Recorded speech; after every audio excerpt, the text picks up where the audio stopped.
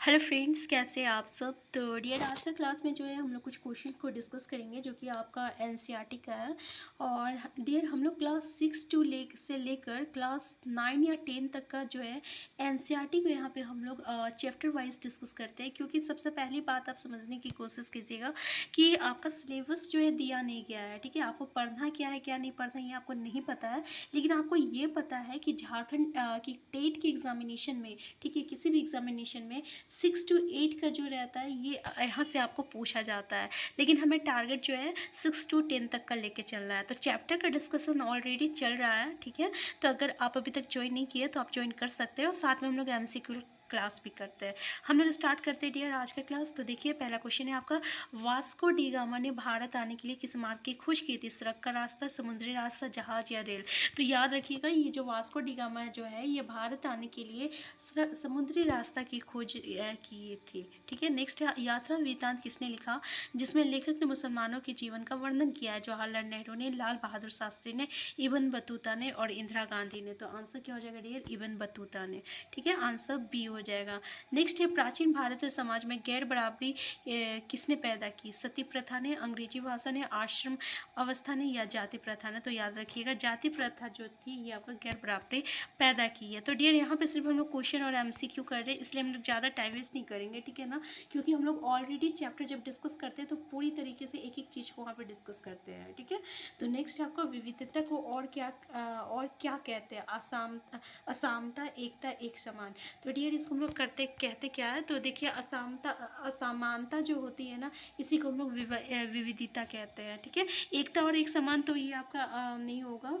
तो यहाँ पे देखिए, असमानता मतलब क्या कहता है? जो अलग अलग लोग जो रहते हैं अलग अलग चीज़ को जो फॉलो कर रहे हैं। जैसे कि अगर हम बात करते हैं, अगर आपका अलग अलग राज्य है, उसका अलग अलग खान पान है, अलग अलग संस्कृति, अलग अलग धर्म है। ठीक है, तो इसे जो है हम लोग असमानता करते हैं, तो इसी को विविधता कहा जाता है। नेक्स्ट है आपका कि जलियांवाला बाग हत्याकांड कब हुआ था? 20 अप्रैल 1877 को, 17 फरवरी को, या तो आंसर हो जाएगा डियर आपको 13 अप्रैल 1919 को। ठीक है, याद रखिएगा 13 अप्रैल 1919 को। नेक्स्ट है, बौद्ध धर्म जो है लद्दाख के रास्ते कहाँ पहुँचा है? लेह, लद्दाख, तिब्बत, उपरोक्त सभी। यहाँ पे डिस्कशन करने की ज़्यादा बात नहीं है डियर, ठीक है ना, इसलिए हम ज़्यादा टाइम वेस्ट नहीं कर रहे हैं। तो पहला ऑप्शन देखिए, लेह, लद्दाख, तिब्बत। आंसर क्या हो जाएगा आपका? तिब्बत। तो याद रखिएगा, बौद्ध धर्म जो है ये काफ़ी इंपॉर्टेंट है। लद्दाख के रास्ते जो है ये आपका तिब्बत आया था। कहाँ आया था? तिब्बत आया था। नेक्स्ट है, तिब्बत के लोग किस धर्म के अनुयायी थे? बौद्ध धर्म के, इस्लाम धर्म के, बौद्ध व इस्लाम धर्म दोनों के। तो डियर, इसका आंसर हो जाएगा आपका बौद्ध और इस्लाम धर्म दोनों के अनुयायी थे तिब्बत के लोग। नेक्स्ट है, 3 बच्चों द्वारा बनाए गए चित्र अलग अलग होंगे, ये बात क्या दर्शाती है? मान लीजिए 3 बच्चे जो है अलग अलग चित्र बनाते हैं, तो ये चीज़ किस चीज़ को दर्शाते हैं? जब वो अलग अलग बना रहे तो एकता को तो नहीं होगा। ठीक है, विविधता को, विविधता में एकता को। आंसर क्या हो जाएगा डियर? तो ये आपका विविधता हो जाएगा, आंसर बी हो जाएगा, क्योंकि ये अलग अलग चीज़ को दर्शा रहे हैं। और जब भी अलग अलग चीज़ होता है तो वो क्या हो जाता है? विविधता हो जाता है, यानी असमानता हो जाती है। नेक्स्ट, ये भारत की ताकत का स्रोत किसे माना गया? विविधता या अनेकता को, धर्म को, भाषा को, या राज्यों को? तो डियर, भारत की ताकत का स्रोत जो है वो आपका विविधता या अनेकता को जो है माना गया है। ठीक है ना, तो याद रखिएगा विविधता या अनेकता। नेक्स्ट है, ओणम का एक विशेष आकर्षण क्या है? तो देखिए, ओणम का जो है, ओणम एक त्यौहार है, वो उसका विशेष मतलब क्या है उसमें? जैसे कि मछली पकड़ना है, नाव प्रतियोगिता है, चीनी मिट्टी में खाना पकाना। तो ये नाव प्रतियोगिता जो है ना, ये ओणम का एक विशेष आकर्षण है।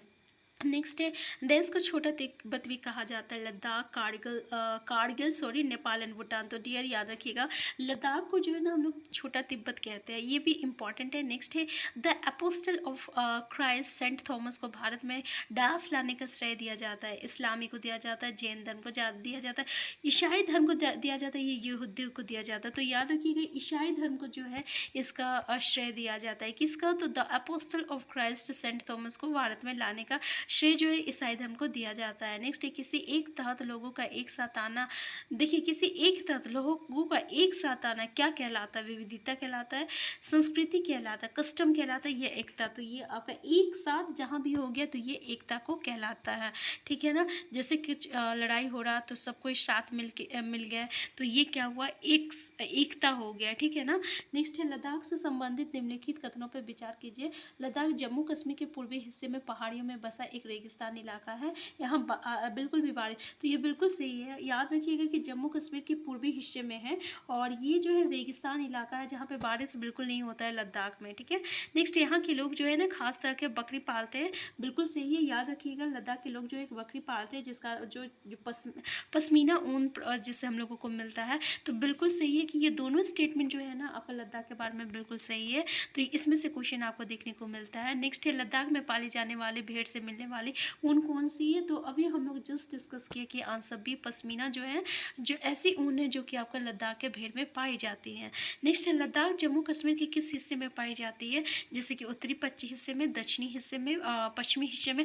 अभी हम लोग जस्ट डिस्कस किए थे कि लद्दाख जो है ना ये जम्मू कश्मीर के पूर्वी हिस्से में जो है पाई जाती है, ठीक है ना। नेक्स्ट क्वेश्चन है आपका कि उस धर्म को क्या कहते हैं जो लद्दाख से होते हुए तिब्बत पहुंच जाता है, जैन धर्म, बौद्ध धर्म, इस्लाम धर्म, सिख धर्म। तो डी हम लोग उसको बौद्ध धर्म कहते हैं, ठीक है, क्योंकि बौद्ध धर्म जो है ना ये लद्दाख से होते हुए कहाँ पहुंचा था, तिब्बत पहुंच जाता है। नेक्स्ट है आपको लद्दाख के लोग क्या खाते हैं, मक्खन, चीज, मांस इत्यादि। तो ये सभी चीज़ को खाते हैं लद्दाख के लोग, ठीक है। याद रखिएगा लद्दाख के लोग सभी चीज़ खाते हैं। नेक्स्ट है लद्दाख के लोगों का इस्लाम धर्म से परिचय कितने वर्ष पूर्व हुआ था, 400 साल, 300 साल, 500 साल, 700 साल। तो याद रखिएगा 400 साल पूर्व हुआ था आपका क्या, लद्दाख के लोगों का इस्लाम धर्म का परिचय। नेक्स्ट है किसी क्षेत्र का इतिहास किससे जुड़ा होता है, देश के धरातल से, देश के भू आकारों से, देश के वनस्पति से और देश के पूरे भूगोल से। तो ये आंसर क्या हो जाएगा आपका, देश के ये पूरे भूगोल से जो है किसी क्षेत्र का इतिहास जो रहता है जुड़ा हुआ रहता है।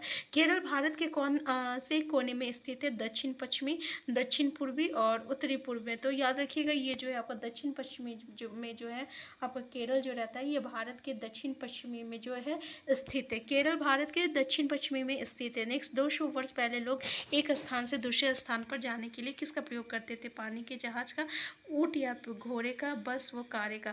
तो जैसे कि आपको पता है वो किसका इस्तेमाल करते थे, पानी के जहाज का, और ऊंट वो घोड़े का इस्तेमाल करते थे, ठीक है ना। आंसर क्या हो जाएगा, आंसर आपका आंसर डी हो जाएगा। कितने साल पहले, तो 200 वर्ष पहले की बात है ये क्या कर रहा है। नेक्स्ट है केरल के संदर्भ में नीचे दिए गए कथनों पर विचार कीजिए। भारत में ईसाई धर्म की शुरुआत केरल में हुई थी। भारत की जमीन चावल की कृषि के लिए अत्यंत उपयोगी है। ओणम केरल में मनाए जाने वाला त्यौहार है।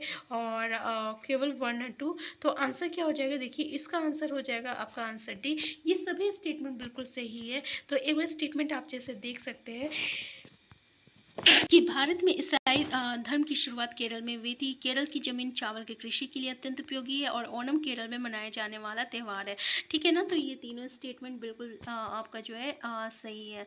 नेक्स्ट हम लोग देखते हैं आपका क्वेश्चन नंबर जो है ये है आपका 25 की केरल और लद्दाख किस तरह से भिन्न है, भौगोलिक विशेषताएं से, ऐतिहासिक विशेषताएं से, या ए और बी दोनों। तो बिल्कुल सही है, ये आपका भौगोलिक विशेषताएं से केरल और लद्दाख जो है एक दूसरे से भिन्न है, ठीक है। याद रखिएगा भौगोलिक विशेषताएं। नेक्स्ट है अनेकता में एकता के विचार किसने दिया, भीमराव अंबेडकर ने, जवाहरलाल नेहरू ने, इंदिरा गांधी ने, रविंद्रनाथ टैगोर ने। तो जवाहरलाल नेहरू ने ये अनेकता में एकता की जो विचार है ना ये जवाहरलाल नेहरू ने दिया है। नेक्स्ट है अनेकता में एकता का विचार किसने दिया है, तो अभी हम लोग जस्ट डिस्कस किए, ये क्वेश्चन जो है रिपीट हो गया है, ठीक है। तो क्वेश्चन नंबर हम लोग कौन सा कर रहे थे, क्वेश्चन नंबर हम लोग कर रहे थे आपका हाँ क्वेश्चन नंबर 30 कर रहे थे। तो देख सकते हैं question number 26, discovery of India किसने लिखी थी, पंडित जवाहरलाल नेहरू ने, बाल बहादुर शास्त्री ने, डॉक्टर राजेंद्र प्रसाद ने, इंदिरा गांधी ने। तो लिखा था आपका पंडित जवाहरलाल नेहरू जो है ना ये आपका डिस्कवरी ऑफ इंडिया लिखे थे। नेक्स्ट है आपका क्वेश्चन नंबर